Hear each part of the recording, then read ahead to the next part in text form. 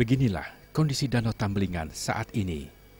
Danau tampak bersih dari areal pemukiman yang sebelumnya sudah dibongkar sepekan lalu oleh pecalang catur desa. Bangunan milik 17 kepala keluarga tersebut kini sudah rata dengan tanah dan alat berat pun terus melakukan perataan tanah di areal Danau Tambelingan. Areal tersebut kini mulai ditanami pepohonan yang bisa menjaga resapan air. Kelian Desa Pekraman Munduk Jero Putu Ardana mengatakan di areal tersebut tidak akan ada lagi pemukiman yang berdiri dan akan ditata untuk kawasan suci.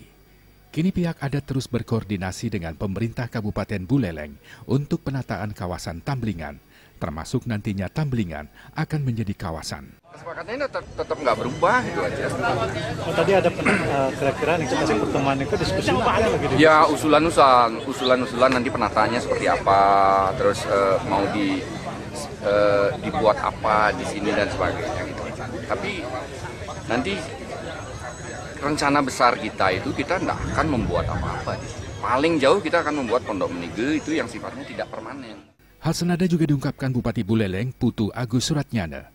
Menurutnya, di kawasan itu tidak akan ada bangunan pemukiman, namun yang ada hanya balai serbaguna khusus untuk pura yang ada di Danau Tambelingan. Kawasan itu harus dijaga dengan baik karena merupakan kawasan yang disucikan dan pihaknya akan berkoordinasi dengan KSDA untuk penataan. Tidak ada bangunan dari beton lagi, semua akan kita pakai kayu semua, sehingga resapan air atau daerah tangkapan air benar-benar terjawab dengan model pengembangan ke depan. Hanya balai bengong aja lah tempat berteduh. Nanti ada balai serbaguna mungkin satu yang agak gede untuk